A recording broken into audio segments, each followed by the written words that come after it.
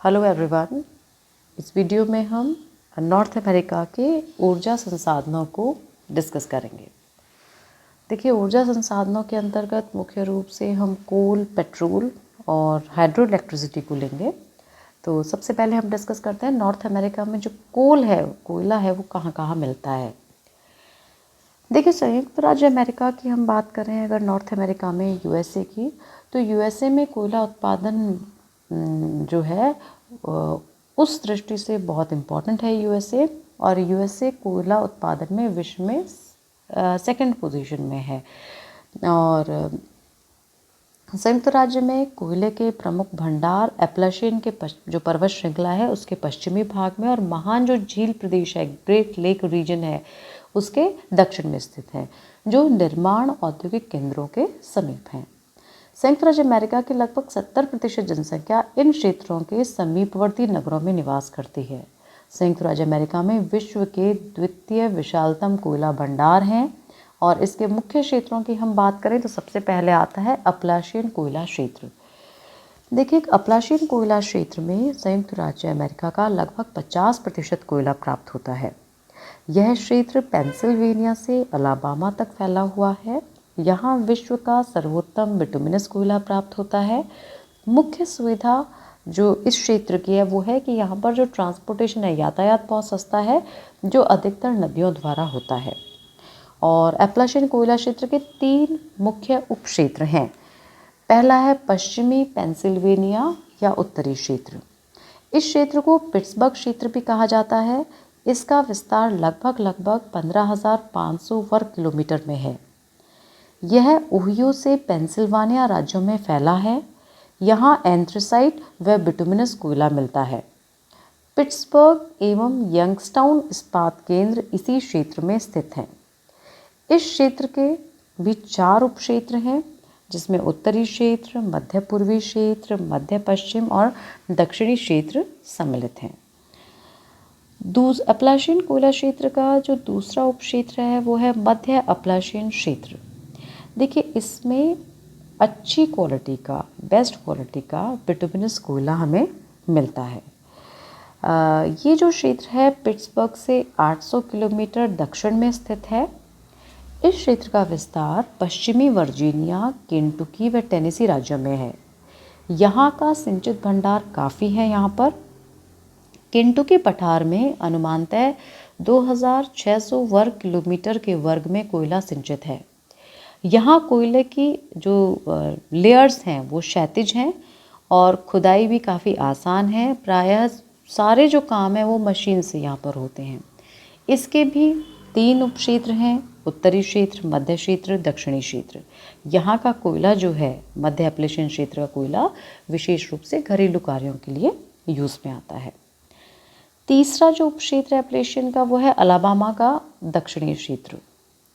Alabama का दक्षिणी क्षेत्र, यह क्षेत्र अपलेशियन पर्वत के दक्षिणी किनारे पर स्थित है तथा उत्तरी अलाबामा राज्य में विस्तृत है।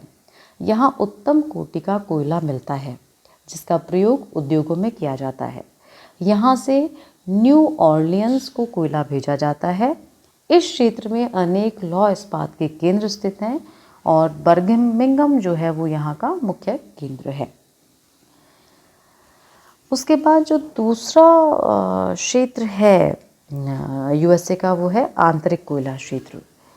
देखिए, जो आंतरिक या मिडलैंड कोयला क्षेत्र भी हम कहते हैं, मिडलैंड कोल रीजन भी हम इसे कहेंगे।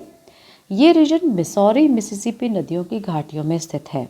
इसका विस्तार Iowa, Kansas, Illinois, Indiana, Missouri, Dakota तथा नेब्रास्का राज्यों में है। यह कोयले की मांग के क्षेत्रों से दूर पड़ता है। यहाँ बिटुमिनस कोयला हमें मिलता है। स्थिति के अनुसार इसके कई उपवर्ग भी हैं, जैसे उत्तरी क्षेत्र जो मिशिगन राज्य में है, पूर्वी क्षेत्र जो इंडियाना और इलिनॉइस में है, पश्चिमी क्षेत्र जो आयोवा, कंसास, मिसौरी और ओक्लाहोमा राज्य में है, दक्षिण पश्चिमी क्षेत्र जो टेक्सास राज्य में है, नोवा स्कोशिया क्षेत्र जो नोवा स्कोशिया प्रांत में है। उसके बाद ये जो सारे रीजन्स हमें दिखा रखे हैं, ये पूरा नॉर्थ अमेरिका का जो मैप है ये यूएसए के कोयला क्षेत्र हैं और यहाँ पे ये कनाडा के कोयला क्षेत्र हैं। उसके बाद आता है खाड़ी तटीय क्षेत्र। देखिए, मैक्सिको की खाड़ी के सहारे दक्षिणी अलाबामा से टेक्सास तक इस क्षेत्र का विस्तार है। ये जगह आपको खाड़ी तटीय क्षेत्र की जब बात आए तो मैक्सिको की खाड़ी के सहारे दक्षिणी अलाबामा से टेक्सास तक इस क्षेत्र का विस्तार है। यहाँ लिग्नाइट कोयला मिलता है। अधिकांश कोयला जो है वो न्यू ऑर्लियंस को भेजा जाता है।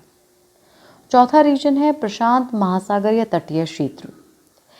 देखिए, ये क्षेत्र संयुक्त राज्य अमेरिका के उत्तर पश्चिमी भाग में कोलंबिया नदी की घाटी में स्थित है।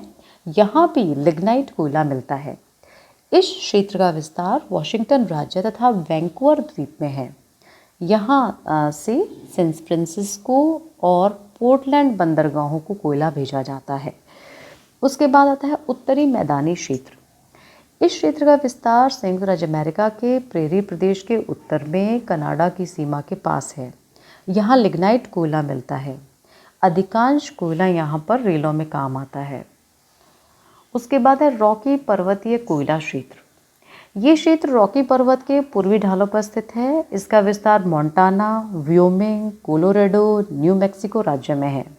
यहाँ पर बिटुमिनस कोयला मिलता है। स्थानीय मांग में वृद्धि होने के कारण इस क्षेत्र का महत्व काफ़ी बढ़ गया है। तो ये मेन कोल प्रोड्यूसिंग रीजन थे। अब हम बात करते हैं पेट्रोलियम की। देखिए, पेट्रोलियम भी मुख्य रूप से संयुक्त राज्य अमेरिका में, यूएसए में ज़्यादा मिलता है। संयुक्त राज्य अमेरिका में प्रथम तेल का जो कुआं था वो 1859 में पेंसिल्वानिया के टिट्सविल स्थान पर खोदा गया था।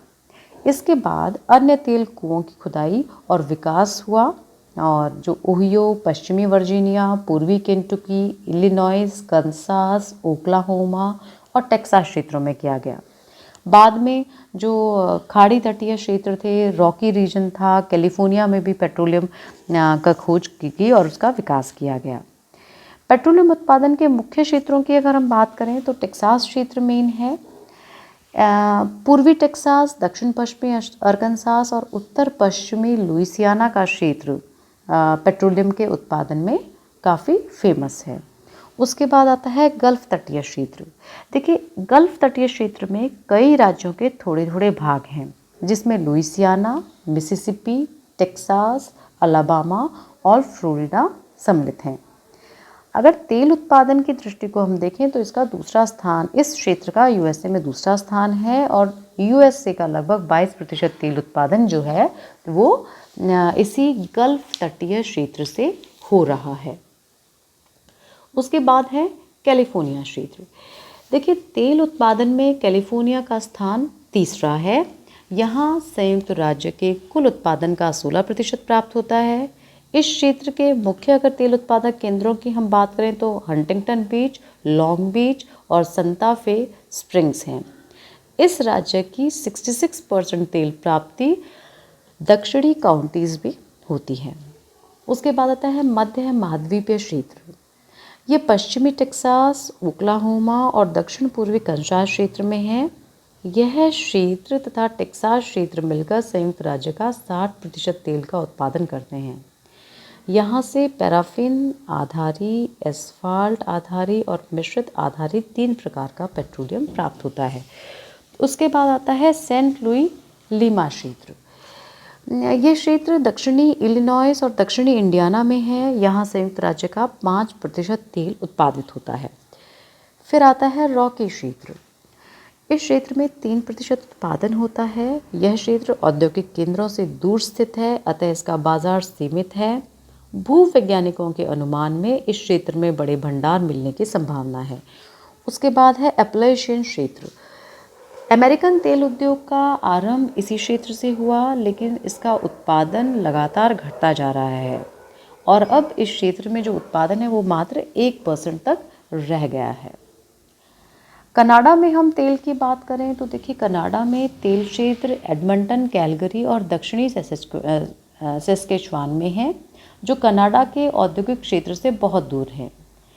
हालांकि कनाडा 9,600 किलोमीटर लंबी पाइपलाइन से तेल भेजता है, फिर भी परिवहन व्यय यहाँ पर बहुत अधिक होता है और जो उत्पादन है कनाडा का तेल को लेकर वो लगभग प्रतिवर्ष 80 मिलियन टन के आसपास है।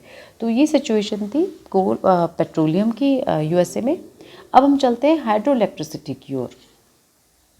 देखिए, नॉर्थ अमेरिका में जल विद्युत की कुल संभावना का अनुमान 87 मिलियन हॉर्स पावर लगाया गया है, जो विश्व का 13.2% है, और वर्तमान में इसका जो उत्पादन है वो 41.1 मिलियन हॉर्स पावर हो गया है। संयुक्त राज्य अमेरिका में जल विद्युत का उत्पादन सबसे पहले न्यू इंग्लैंड राज्य में हुआ। 1960 के बाद अन्य राज्यों में विकास किया जाने लगा। न्याग्रा प्रपात के द्वारा कई जल विद्युत शक्तिगृहों को ऊर्जा मिलती है। संयुक्त राज्य अमेरिका के प्रमुख जल विद्युत क्षेत्रों की अगर हम बात करें तो वो इस प्रकार से हैं। पहला है न्याग्रा प्रपात के केंद्र। दूसरा, मिनियापोलिस में सेंट एंथनी जो प्रपात है वहाँ जल विद्युत का उत्पादन होता है।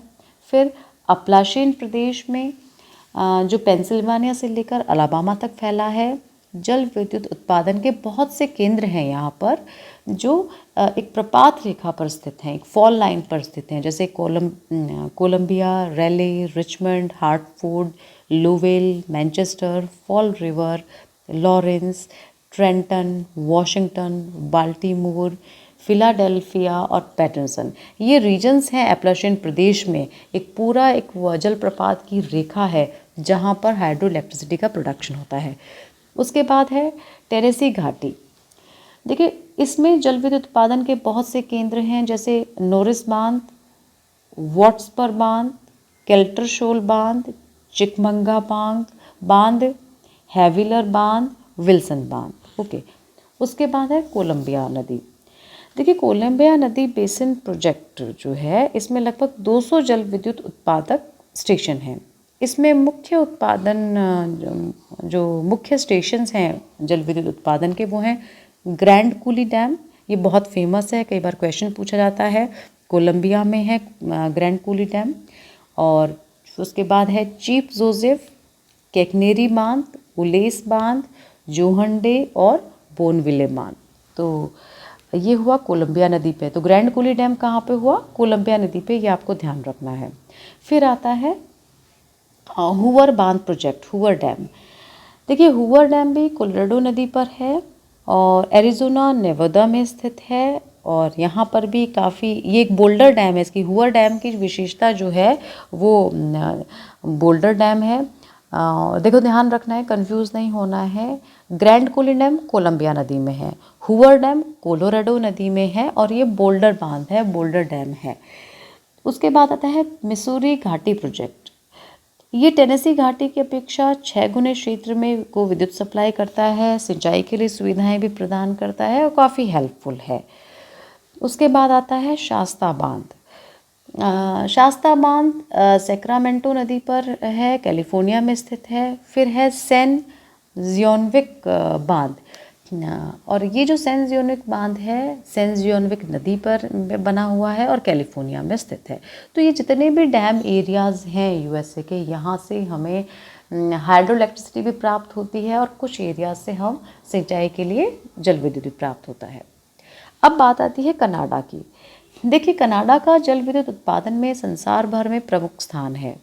मुख्य जल विद्युत उत्पादक क्षेत्र की हम बात करें कनाडा में, तो वो न्याग्रा प्रपात है, जो संयुक्त राज्य अमेरिका के साथ साझा रूप से विकसित किया गया है। जॉइंट प्रोजेक्ट है, जो न्याग्रा फॉल जो है वो जॉइंट प्रोजेक्ट है कनाडा और यूएसए का। उसके बाद है ओंटारियो प्रांत, क्वेबेक प्रांत, ब्रिटिश कोलंबिया प्रांत। न्याग्रा विद्युत उत्पादक क्षेत्र में सबसे अग्रणी है हाइड्रो इलेक्ट्रिसिटी में।